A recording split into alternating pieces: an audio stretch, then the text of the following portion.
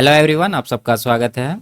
RRB NTPC 2019 का CBT 2 का maths का सॉल्यूशन कर रहे हैं, जिसमें लेवल 6, लेवल 5, लेवल 4 और लेवल 3 का सभी शिफ्ट का सॉल्यूशन कंप्लीट हो चुका है। अगर आपने इसका वीडियो नहीं देखा है तो प्लेलिस्ट में जाकर के वीडियो देख सकते हैं। अभी लेवल 2 का सॉल्यूशन चल रहा है, जिसमें पिछले क्लास में 13 जून 2022 का पहला शिफ्ट का सॉल्यूशन किए थे। आज के क्लास में 13 जून 2022 का दूसरा शिफ्ट का सॉल्यूशन करेंगे। ठीक है, तो शुरू करते हैं। उससे पहले चैनल पर नए हैं तो चैनल को सब्सक्राइब कर दीजिए। आगे बढ़ते हैं। कह रहा है, एक वस्तु की बिक्री पर आरंभिक प्रतिशत लाभ 74% था। यदि वस्तु का क्रय मूल्य 50% बढ़ जाता है लेकिन विक्रय मूल्य वही रहता है तो नया लाभ प्रतिशत ज्ञात कीजिए। देखिए, यहाँ पर लाभ परसेंट कितना है, 74। मान लेते हैं सीपी जो है वस्तु का कितना है, 100 यूनिट, तो इसका एसपी यानी सेलिंग प्राइस कितना बनेगा, 100 पर 74% प्रॉफिट मिलेगा, तो 174 में ये बिकेगा। ठीक है, अब यहाँ क्या कह रहा है कि वस्तु का जो क्रय मूल्य है 50% बढ़ जाता है, तो 100 का 50% कितना होगा, 50, तो 50 इसमें हम लोग जोड़ देते हैं, तो नया जो इसका कॉस्ट प्राइस बनेगा क्या बनेगा, 150। लेकिन विक्रय मूल्य वही रहता है, विक्रय मूल्य में कोई परिवर्तन नहीं होता है, यानी कि 150 का वस्तु 174 में अब बिकेगा। तो कितना यहाँ प्रॉफिट हो रहा है, 24 यूनिट का प्रॉफिट है। तो परसेंटेज में पूछ रहा है, तो 24 बटा सीपी यानी 150 गुना 100% से इसको निकालेंगे। तो 50 से 2 बार में, 50 से 3 बार में, 3 से इसको 8 बार में कटाएंगे। 8 दुना 16% इस सवाल का आंसर होगा, ऑप्शन नंबर बी। ठीक है, आगे बढ़ते हैं। एक लंबवृत्तीय शंकु के आधार का व्यास 20 सेंटीमीटर है और इसकी तिर्यक ऊंचाई 10.5 सेंटीमीटर है। तो शंकु का वक्र पृष्ठीय क्षेत्रफल ज्ञात कीजिए। ठीक है, तो शंकु का वक्र पृष्ठीय क्षेत्रफल क्या होता है, पाई आर एल। ठीक है, तो पाई का मान 22/7। आर यहाँ पर देखिए कितना आ जाएगा, व्यास है 20 तो आर हो जाएगा 10। ठीक है, आधा। उसके बाद एल यहाँ पर तिर्यक ऊंचाई दिया हुआ है 10.5, तो 10.5 से यहाँ पर गुना करेंगे, तो इसको कटाते हैं। 1.5 बार में ये कटेगा, गुना करेंगे तो कितना होगा, 300 और 30 यानी 330 सेंटीमीटर स्क्वायर इसका आंसर होगा। आगे बढ़ते हैं। एक नाव धारा की दिशा में 7 किलोमीटर जाने और धारा के विपरीत दिशा में 3 किलोमीटर जाने में बराबर समय लगता है। नाव धारा की विपरीत दिशा में 14 किलोमीटर जाने और वहां से धारा की दिशा में समान दूरी तय करने में तय करके आने में कुल कितना समय लगता है, 6.2/3 घंटे का समय लेती है। तो धारा की विपरीत दिशा में 16.8 किलोमीटर जाने में उसे कितना समय लगेगा। ठीक है, तो सबसे पहले हम लोग को क्या निकालना होगा, डाउन स्ट्रीम और अप स्ट्रीम का स्पीड। तो यहाँ देखिए क्या कह रहा है कि नाव को धारा की दिशा में 7 किलोमीटर जाने और धारा के विपरीत दिशा में 3 किलोमीटर जाने में बराबर समय लगता है। तो यहाँ जब समय बराबर है तो जो रेशियो डिस्टेंस का होगा वही रेशियो स्पीड का होगा। ठीक है, तो यहाँ से स्पीड का रेशियो क्या हो जाएगा, 7 और 3 यानी 7:3। तो ये हो गया, 7 क्या है, धारा की दिशा में यानी कि डाउन स्ट्रीम, और धारा के विपरीत दिशा में अप स्ट्रीम। ठीक है, अब आगे देखिए क्या कर रहा है कि धारा के विपरीत दिशा में 14 किलोमीटर जाता है और उतना ही आता है, तो कुल समय इतना लगता है। तो यहाँ पर हम लोग समीकरण बनाते हैं, 14 किलोमीटर जा रहा है धारा के विपरीत दिशा में, तो विपरीत दिशा में इसका स्पीड कितना है, 3 यूनिट। तो इसको हम लोग डायरेक्ट रेशियो नहीं रख सकते, यहाँ पर के टर्म में इसको मान लेते हैं। तो 3 के हो गया, तो 3 के से यहाँ पर डिवाइड करेंगे, फिर प्लस, फिर उतना ही दूरी धारा की दिशा में वापस आता है। तो धारा की दिशा में क्या है स्पीड, 7 के, तो 7 के से डिवाइड करेंगे। टोटल समय कितना लग रहा है, 3 4 18 2 20/3। तो इसको सॉल्व करते हैं। देखिए यहाँ पर एलसीएम कितना आ जाएगा, 21 के, तो इधर हो जाएगा 7 14 7 98 और यहाँ हो जाएगा 42 बराबर 20/3। दोनों को जोड़िए, 9 4 13, 140 हो रहा है ये, नीचे हो रहा है 21 के बराबर 20/3। 20 से 7 बार में कटाइए, 7 से 3 बार में, 3 से 3 कट जाएगा, तो सिर्फ के बचा, के का वैल्यू कितना हो गया, 1। अब यहाँ पर क्या पूछ रहा है कि धारा के विपरीत दिशा में जाना है इतना किलोमीटर। तो धारा के विपरीत दिशा में क्या है स्पीड इसका, 3 के, तो 3 गुना के का क्या है, के आया है 1, तो ये हो जाएगा 3 किलोमीटर प्रति घंटा। ठीक है, और दूरी है इसका 16.8 और गति इसका आया है कितना, 3, 3 से डिवाइड करेंगे, 3 5 15, 3 6 18 यानी 5.6 आवर इसका सही आंसर होगा, ऑप्शन नंबर डी। आगे बढ़ते हैं, इसको सॉल्व करना है। ठीक है, तो यहाँ पर कोष्टक को करेंगे, 4 2 6 हो जाएगा ये, उसके बाद ऑफ है तो न छा के 54 हो जाएगा ये। ठीक है, माइनस है तो ये 6 दूना 12, उसके बाद 5 5 को कटा देंगे, 1 हो जाएगा। तो 54 और एक इधर 55, 55 में 12 घटाएंगे तो कितना बचेगा 43। Option number A. आगे बढ़ते हैं। जूली 18 सेकंड में 140 मीटर की दूरी तय कर सकती है। इस दी गई चाल से जूली 1 घंटे में कितनी दूरी तय कर सकती है। ठीक है, 1 घंटा का दूरी पूछ रहा है, इसका मतलब इसका स्पीड पूछ रहा है किलोमीटर प्रति घंटा में। तो यहाँ देखिए डिस्टेंस है 140 और समय है 18 सेकेंड, 18 से डिवाइड करेंगे तो ये जो स्पीड आएगा मीटर प्रति सेकंड में आएगा, तो इसको किलोमीटर प्रति घंटा में बदलने के लिए 18/5 से गुना करेंगे। 18 18 कटेगा, 5 से इसको कटेंगे तो 28 बार में ये कट जाएगा। तो 28 किलोमीटर इसका सही आंसर होगा। आगे बढ़ते हैं। ब्याज की गणना तिमाही चक्रवृद्धि आधार पर करते हुए 32,000 की राशि पर 12% वार्षिक दर से 6 महीने में प्राप्त चक्रवृद्धि ब्याज ज्ञात कीजिए। देखिए यहाँ पर वार्षिक ब्याज दर कितना है 12% और तिमाही यहाँ पर पूछ रहा है, तो तिमाही में कितना ब्याज बन जाएगा। देखिए 12 महीना में 12% बन रहा है, तो 1 महीना में 1% बनेगा, तो 3 महीना में कितना बनेगा 3%। टोटल 6 महीना का ब्याज पूछ रहा है, यानी कि 2 तिमाही होगा 6 महीना में। तो 3 3 का सक्सेसिव निकाल लीजिए, यानी तो सिंपल सा इसका निकालते जाइए। देखिए पहला तिमाही में कितना मिलेगा 32,000 का 3%, वो कितना होगा 32 तिया 96 यानी 960 रुपया। दूसरा तिमाही में भी 960 रुपया मिलेगा, लेकिन पहला तिमाही में जो 960 मिला है इस पर भी 3% यहाँ पर ब्याज अगले तिमाही में देना पड़ेगा।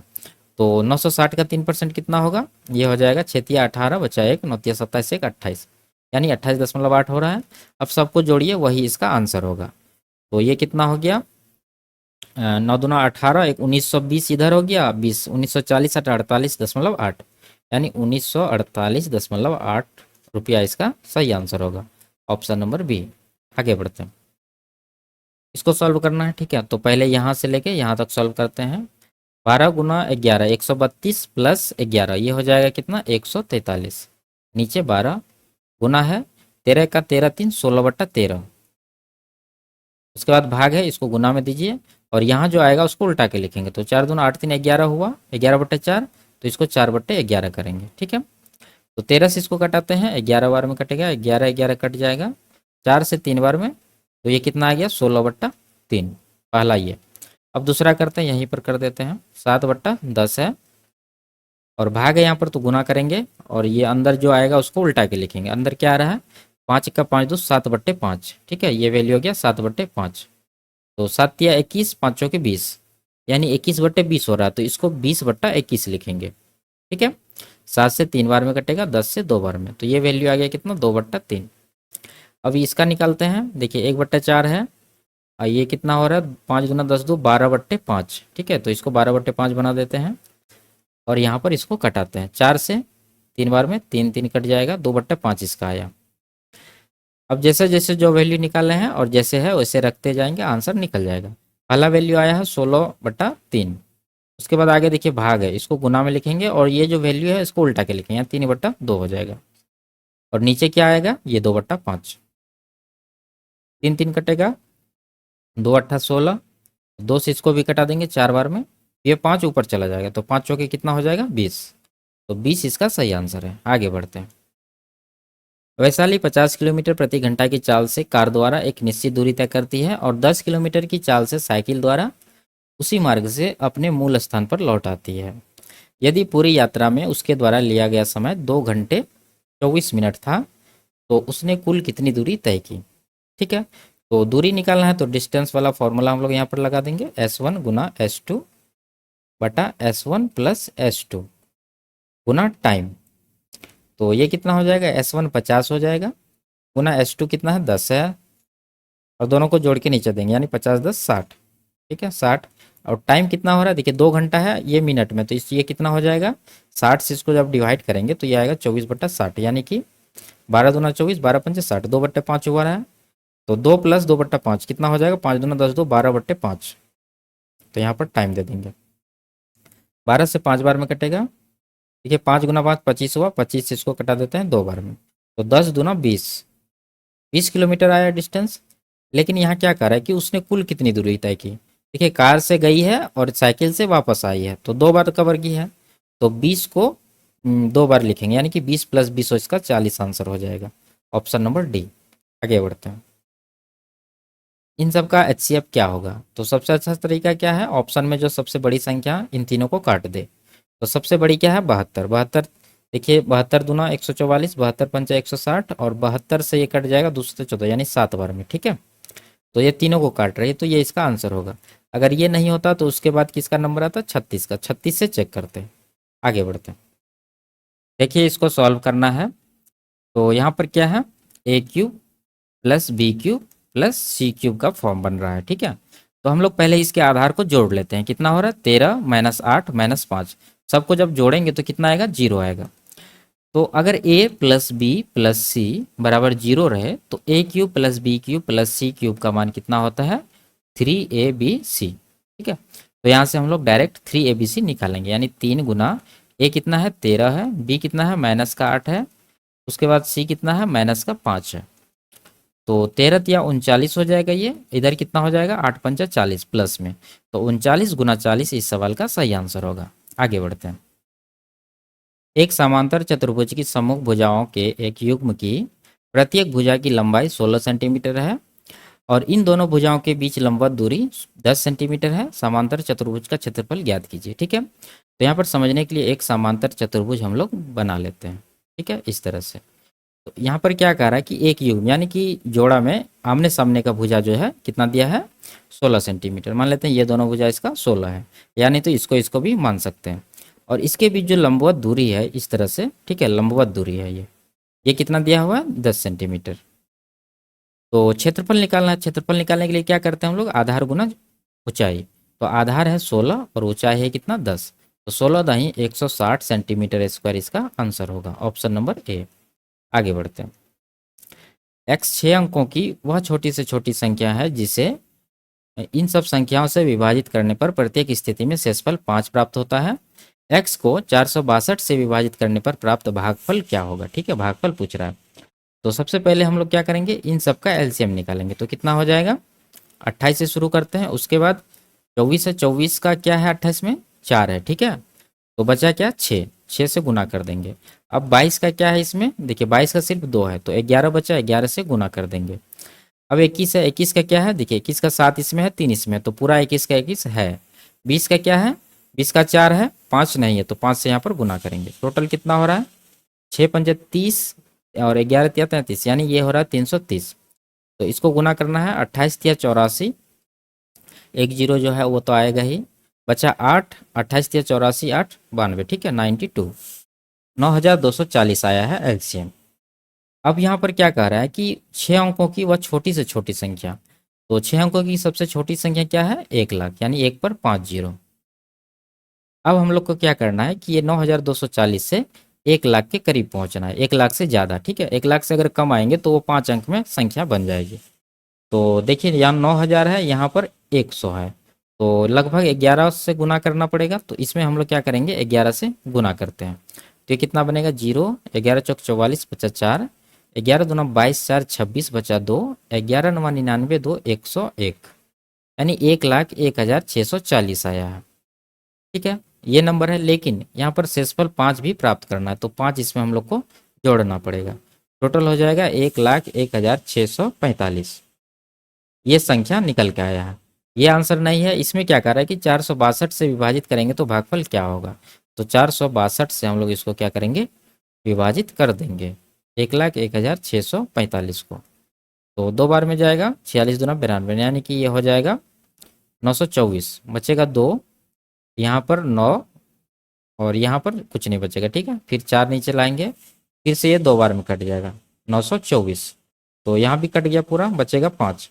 अब भाग नहीं लगेगा तो यहाँ पर 0 देंगे, तो 220 इसका भागफल पूर्णांक में आया है। तो ऑप्शन नंबर सी इसका सही आंसर होगा। आगे बढ़ते हैं। एक्स और वाई किसी निश्चित कार्य को क्रमशः 18 दिन और 30 दिन में पूरा कर सकते हैं। जेड वाई से 50% अधिक कार्यकुशल है। जेड और वाई कार्य शुरू करते हैं, लेकिन दोनों को 4 दिन बाद कार्य छोड़ना पड़ता है।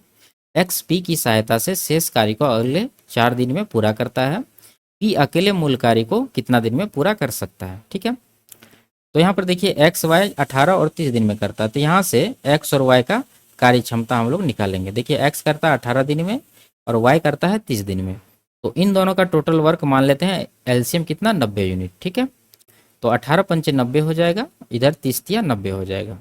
ठीक है। अब आगे देखिए, यहाँ पर क्या कह रहा है कि वाई जेड जो है वाई से 50% अधिक कार्यकुशल है। तो यहाँ पर लिखते हैं वाई और जेड, यानी वाई अगर 2 यूनिट काम करेगा तो जेड कितना करेगा, 3 यूनिट। 2 का 50% एक होगा, एक इसमें जोड़ेंगे यानी कि 3 हो जाएगा ये। अब यहाँ पर जेड और वाई कार्य शुरू करते हैं, फिर एक्स पी की सहायता से शेष कार्य करते हैं। तो सबसे पहले हम लोग को एक्स वाई जेड तीनों का कार्य क्षमता को कंबाइन करना पड़ेगा।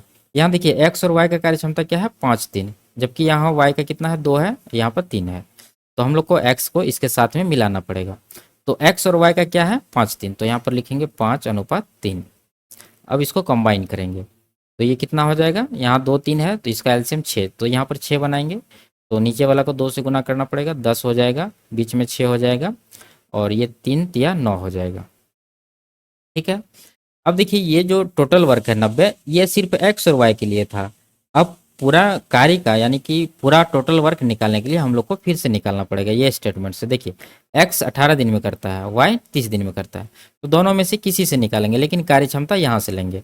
तो टोटल वर्क यहाँ पर हो जाएगा, एक्स का निकालते हैं, 18 दिन लगता है, लेकिन एक्स का कार्य क्षमता कितना है, 10, तो 10 से गुना करेंगे तो कितना हो जाएगा, 180 यूनिट।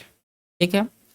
अब देखिए वाई और जेड शुरू करते हैं, लेकिन 4 दिन बाद कार्य छोड़ देते हैं। तो वाई और जेड 4 दिन में कितना काम करेंगे, 4 गुना वाई और जेड का कार्य क्षमता, यानी कि 9 6 15, 15 चौके 60, तो 60 इसमें हम लोग माइनस करेंगे। अब कितना काम बचा है, 120 यूनिट। अब एक्स पी की सहायता से शेष कार्य को अगले 4 दिन में पूरा करता है। तो अगले 4 दिन में जो पूरा किया है एक्स और पी, तो इसमें एक्स का काम निकाल लेते हैं। तो एक्स जो है 4 दिन में कितना काम करेगा, 4 गुना एक्स का एफिशिएंसी है 10, तो 10 से गुना करेंगे तो टोटल कितना हो जाएगा, 10 चौके 40, तो 40 काम इसमें माइनस कर देंगे और पी का काम निकाल लेंगे। तो यहाँ पर जब माइनस करेंगे तो कितना आएगा, 80, यानी 80 यूनिट काम कौन किया होगा, पी किया होगा। अब यहाँ से पी का एफिशिएंसी निकल जाएगा, 80 और 80 है, और पी कितना टाइम लिया है, 4 दिन, 4 से डिवाइड करेंगे तो कितना आ जाएगा, 20 यूनिट। ठीक है, ये पी का कार्य क्षमता है। अब पूछ रहा है कि पी अकेले इस कार्य को कितना दिन में करेगा, तो ये कार्य है कितना, 180 यूनिट। तो 180 को पी का कार्य क्षमता 20 से डिवाइड करेंगे तो ये कितना आएगा, 9 दिन। तो 9 दिन इस सवाल का सही आंसर होगा, ऑप्शन नंबर सी। आगे बढ़ते हैं। 5/9 में कौन सी भिन्न को जोड़ने पर योगफल के रूप में 11/6 प्राप्त होगा। तो ये 11/6 में वो जो जोड़ना है जिसमें वो माइनस कर दीजिए, यानी 5/9। तो ये कितना आएगा, 18 एलसीएम 33 हो जाएगा, यहाँ पर माइनस 10, तो 23/18 हो जाएगा आंसर। तो कौन सा ऑप्शन है, 18 का 18 5 23, ऑप्शन नंबर सी। आगे बढ़ते हैं। दो प्राकृत संख्याओं का अनुपात 6:5 है और उनके एलसीएम और एचसीएफ का गुणनफल 6750 है। तो संख्याओं का योगफल क्या होगा। ठीक है, तो यहाँ जो संख्या का अनुपात दिया हुआ इसमें हम लोग देखते हैं इसका योगफल कितना हो रहा है, तो 6 5 11 यूनिट हो रहा है। तो जो भी संख्या का योगफल होगा वो 11 का मल्टीपल होगा। तो ऑप्शन में देखते हैं, सिर्फ ऑप्शन नंबर डी जो है 11 का मल्टीपल है, ये इसका सही आंसर होगा। मान लीजिए कि अगर एक से अधिक ऑप्शन 11 का मल्टीपल रहता तो इसको सॉल्व करना पड़ता, तो हम लोग इसको एक्स सेट में मानते हैं, तो ये हो जाएगा 6x और ये हो जाएगा कितना, 5x। और जानते हैं हम लोग कि संख्याओं का गुणनफल बराबर होता है एलसीएम गुना एचसीएफ। तो दोनों को गुना करिए, कितना होगा, 6 5 30x²। बराबर करेंगे ये जो गुणनफल दिया हुआ है 6750, तो इसको कटाइए 0 0, 3 से इसका हटाएंगे इसको, 22 5 यानी 225 आया। तो x बराबर कितना होगा, 225 का वर्गमूल 15। ठीक है, अब संख्याओं का योगफल पूछ रहा है तो दोनों को जोड़िए, 6 5 11 x, तो x का वैल्यू 15 देंगे, तो 11 गुना 15 165, इसका सही आंसर होगा, ऑप्शन नंबर डी। ठीक है, आगे बढ़ते हैं। 3 मित्र है ए बी और सी, 5525 रुपया की राशि को आपस में इस प्रकार विभाजित करते हैं कि यदि ए बी और सी को प्राप्त होने वाली राशियों में से क्रमशः 50 रुपया, 100 रुपया और 75 रुपया निकाल दिए जाए तो उन्हें प्राप्त होने वाली राशियों के हिस्सों का अनुपात ये होगा।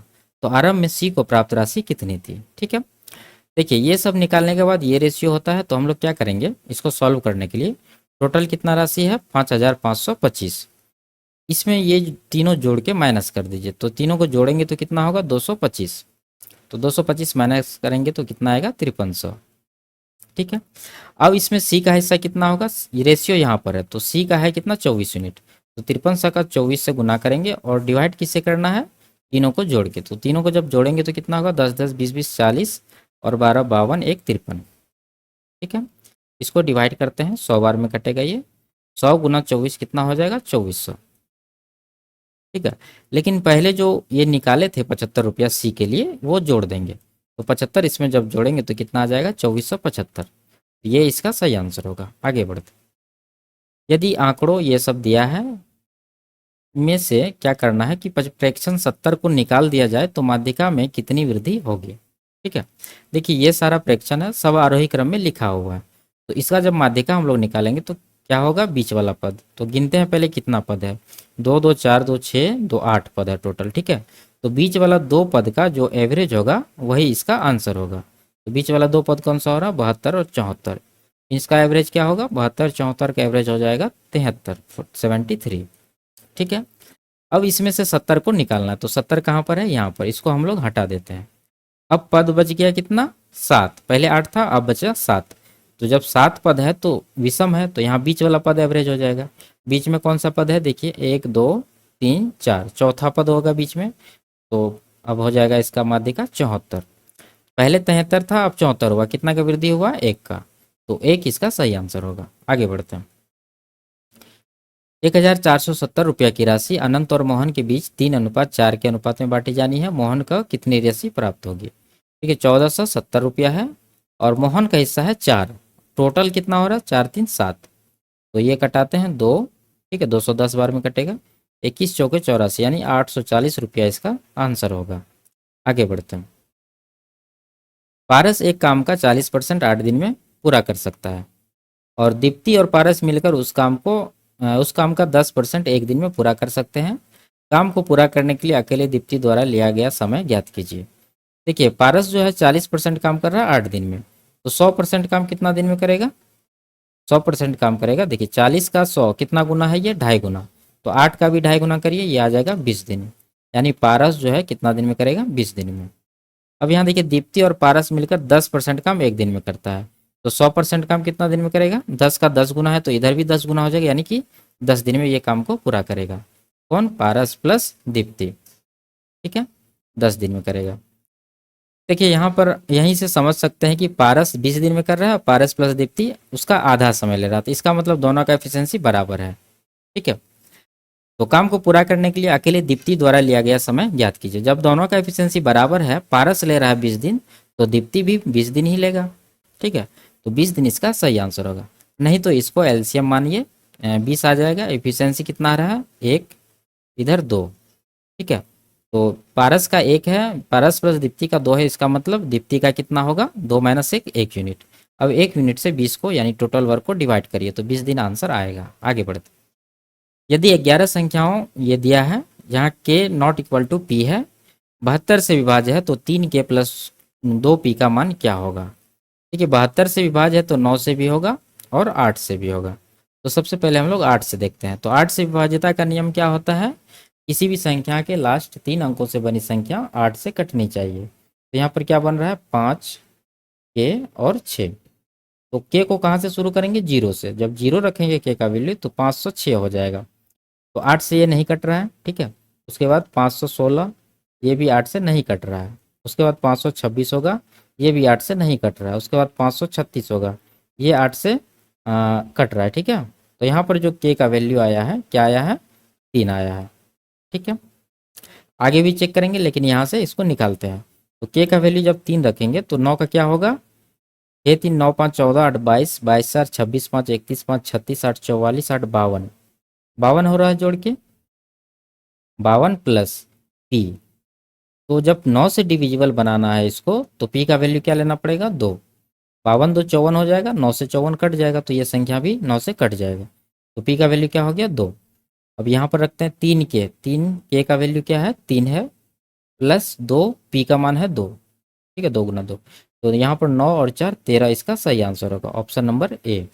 ठीक है, अब यहाँ पर देखिए ये जब आगे बढ़ाइएगा, ठीक है, तो के का एक और मान आएगा जिसमें कि के और पी दोनों बराबर हो जाएगा, लेकिन यहाँ कंडीशन दिया है के नॉट इक्वल टू पी। ठीक है, तो उस वैल्यू को हम लोग नहीं लेंगे। आगे बढ़ते हैं। एक वृत्त के अंदर 12 सेंटीमीटर भुजा वाला एक समबाहु त्रिभुज अंतः निर्मित किया जाता है। वृत्त का क्षेत्रफल ज्ञात कीजिए। तो यहाँ पर एक वृत्त है और इसके अंदर एक समबाहु त्रिभुज बनाया गया है।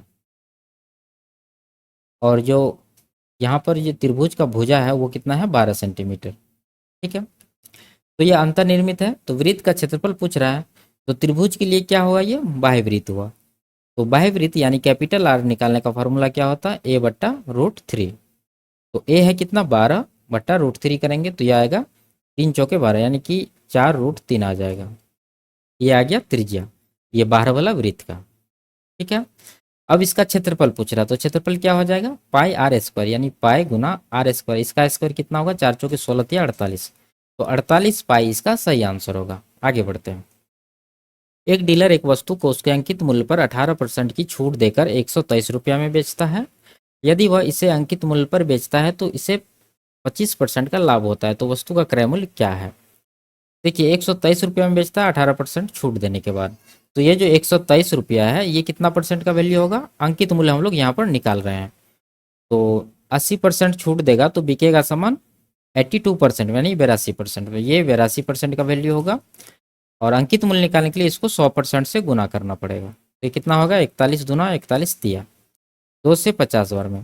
तो 50 गुना 3 150 रुपया इसका आ गया अंकित मूल्य। यदि वह इसे अंकित मूल्य पर ही बेचता है तो उसको क्या होता है, 25% का लाभ होता है। तो यहाँ से हम लोग क्या करेंगे, कॉस्ट प्राइस निकालेंगे। देखिए 150 रुपये यानी अंकित मूल्य पर जब बेचता है तो 25% का लाभ होता है, यानी कितना में बिकता है, 125% में। तो ये है 125% का वैल्यू। कॉस्ट प्राइस निकालना है तो 100% से यहाँ पर गुना करेंगे। तो 25 से 5 बार में, 25 से 6 बार में, 5 से 20 बार में, 20 छके 120 रुपया इसका आंसर होगा, ऑप्शन नंबर सी। आगे बढ़ते हैं।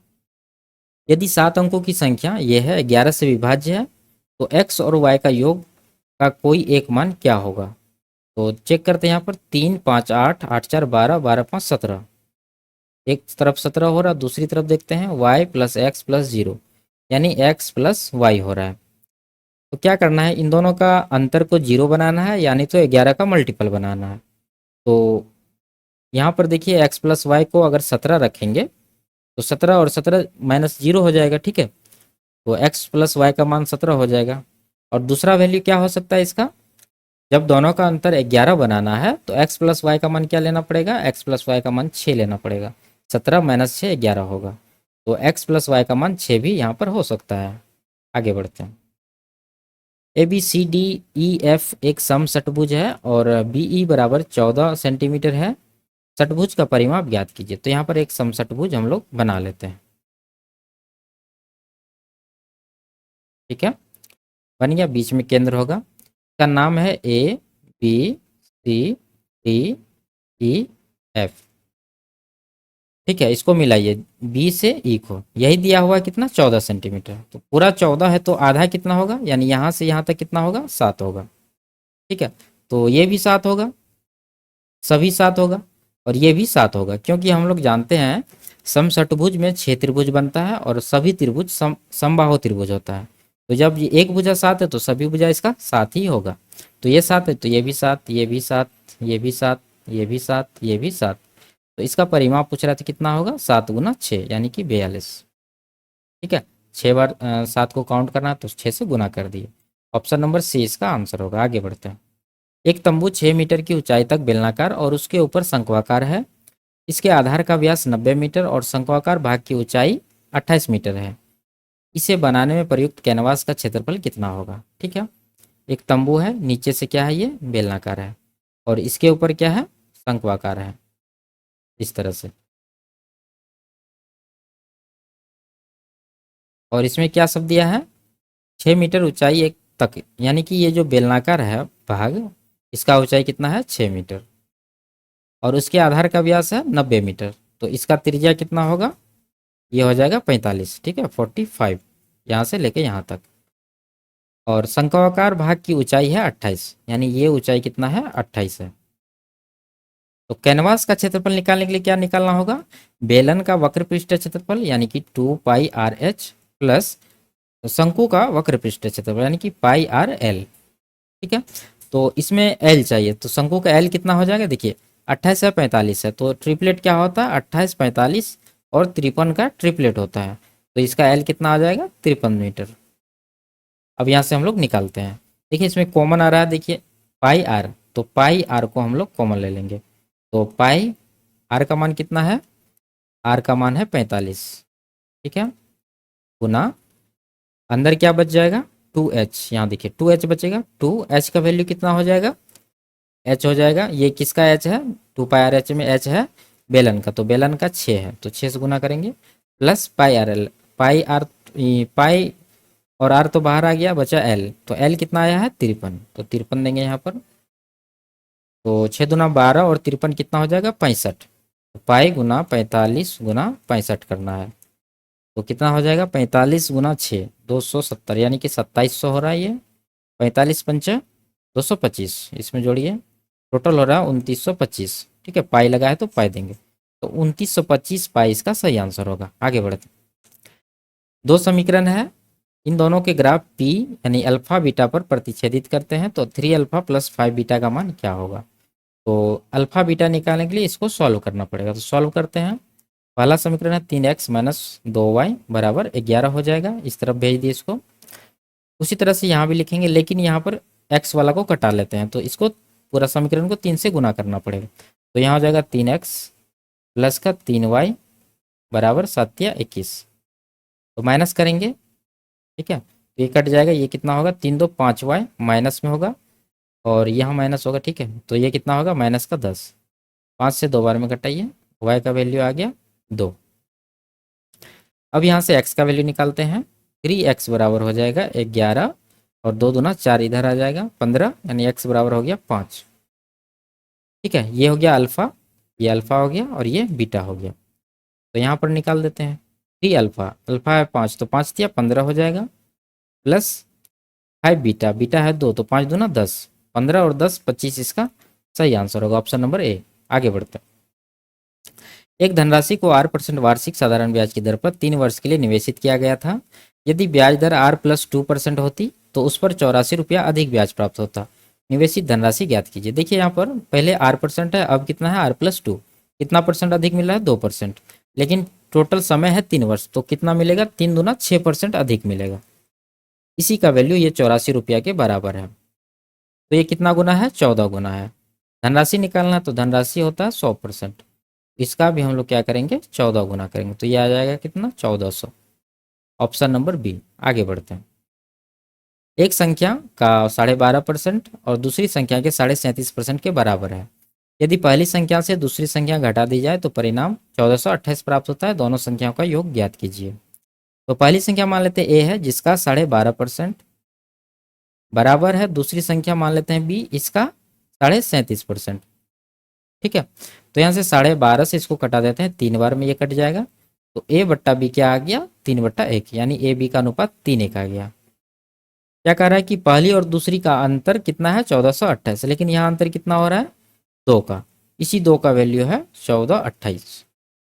तो निकालना क्या है दोनों संख्याओं का योग, तो दोनों का योग कितना होगा 3 1 4, 4 यूनिट का निकालना है। देखिए इधर 2 गुना हो रहा है तो इधर भी 2 गुना करते हैं, तो 1428 का 2 गुना 2856, ऑप्शन नंबर ए इसका सही आंसर है। आगे बढ़ते हैं, सुरेश 24% की वार्षिक साधारण ब्याज दर पर 80,000 रुपया उधार लेता है और रमेश 20% की वार्षिक साधारण ब्याज दर पर 91,000 रुपया उधार लेता है।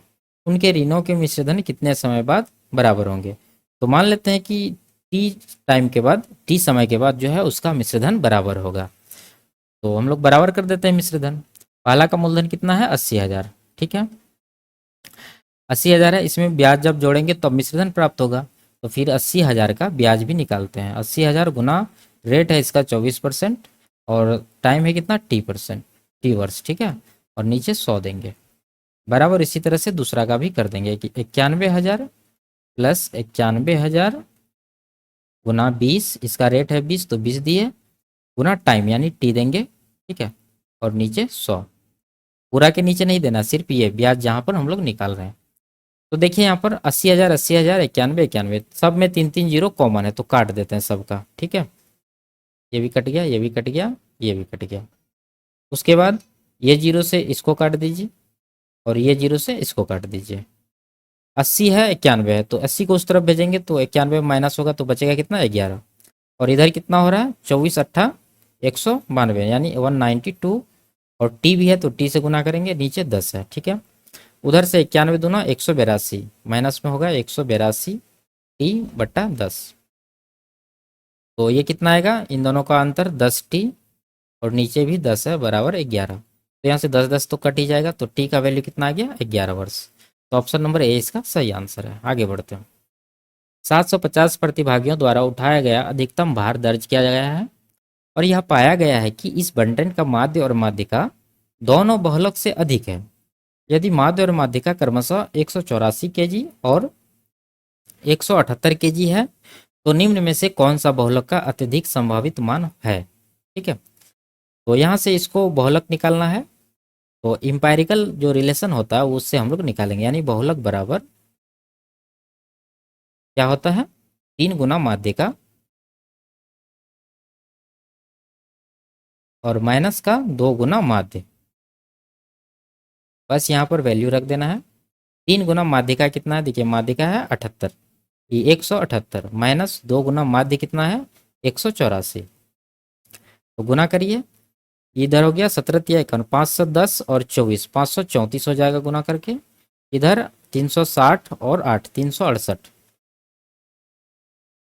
अंतर कितना होगा, 14 में से 8 घटेगा 6, 12 में से 6 घटेगा 6, 1 यानी 166। तो ऑप्शन नंबर ए इसका सही आंसर है। आगे बढ़ते हैं। एबीसी एक समबाहु त्रिभुज है जिसकी भुजा 12 सेंटीमीटर है। सी डी कौन सी का समद्विभाजक है जो ए बी से डी पर मिलता है, और ई सी डी का मध्य बिंदु है, तो बी ई की लंबाई ज्ञात कीजिए। ठीक है, तो एक समबाहु त्रिभुज हम लोग यहाँ पर बना लेते हैं। इसका नाम है ए बी और सी। यहाँ पर जो है कोण सी का समद्विभाजक सी डी से डी पर मिलता है, यानी ये कोण का जो है समद्विभाजक इसको यहाँ पर मिलेगा डी बिंदु पर। ये इसका क्या है, कोण समद्विभाजक है। तो समबाहु जब त्रिभुज रहे तो उसमें कौन समद्विभाजक रहे, चाहे माध्यिका रहे या नहीं तो लंब रहे, तीनों एक ही बिंदु पर यहाँ पर होगा, जो कि होगा क्या, 90 डिग्री पर। ठीक है, तो ये समकोण त्रिभुज हो गया। अब आगे देखिए, ई जो है सी डी का मध्य बिंदु है, यानी ये जो सी डी है इसका मध्य बिंदु क्या है, ई है। बी की लंबाई निकालना, तो यही बी और ई का लंबाई निकालना है। और भुजा कितना है, 12 है। देखिए पूरा है 12, यानी यहाँ से लेके यहाँ तक है 12 सेंटीमीटर। तो बी डी कितना बचेगा, ये आधा 6 सेंटीमीटर बचेगा। ठीक है, अब देखिए डीसी इस त्रिभुज के लिए ऊंचाई का काम करेगा, तो यहाँ से हम लोग डीसी निकालते हैं। डीसी बराबर क्या हो जाएगा, भुजा यानी 12 गुना √3/2 करेंगे, क्योंकि ऊंचाई निकालने का ये फॉर्मूला ही होता है, a गुना √3/2। तो 2 से कटाएंगे 6 बार में, तो ये आ गया कितना, 6√3। देखिए ये जो डी ई बी त्रिभुज है ये समकोण त्रिभुज है, तो इसमें डी कितना होगा, इसका आधा, यानी डीसी का आधा होगा। तो डी बराबर हो जाएगा 6√3 का आधा 3√3, यानी ये दूरी हो गया 3√3। अब बी निकालना है, तो बी निकालना है तो किससे निकालेंगे, पाइथागोरस से। तो बी ई बराबर हो जाएगा, बी ई बराबर रूट अंडर इसका स्क्वायर यानी 36 प्लस इसका स्क्वायर, 3 3 होती है 27। ये जोड़ेंगे तो कितना आएगा, 50 और 13 63, यानी कि 9 से 63 होता है, तो 9 का वर्गमूल 3 आ जाएगा, 7 और अंदर अंदर में बच जाएगा। तो 7√3 इसका सही आंसर होगा। आगे बढ़ते हैं। निम्न ग्राफ देश एक्स के फिल्म उद्योग के ये सब दिखाता है। क्या पूछ रहा है, अमेरिका महाद्वीप में जन्मे निर्देशकों की संख्या और कुल निर्देशकों की संख्या का अनुपात कितना होगा। तो अमेरिका महाद्वीप कहाँ है, कंटिनेंट ऑफ अमेरिका, यहाँ पर 54। ठीक है, 54 ऊपर देंगे, नीचे टोटल जोड़ के, तो टोटल कितना हो रहा है, 20 50 70 50, 120 50 170 और 80, 250 हुआ। 1 4 5 1 6 7 11, 6 7 13 7 20, 250 20 270। रेशियो निकालना है तो ये काट देते हैं, 54 से 5 बार में ये कट जाएगा। ठीक है, तो 1:5 इसका आंसर निकलेगा, ऑप्शन नंबर सी। आगे बढ़ते हैं। तो ये लास्ट सवाल था। वीडियो आपको कैसी लगी कमेंट में ज़रूर बताइए। अच्छी लगी तो वीडियो को लाइक और चैनल को सब्सक्राइब कर दीजिए। फिर मिलते हैं अगले क्लास में, तब तक के लिए बाय बाय, टेक केयर।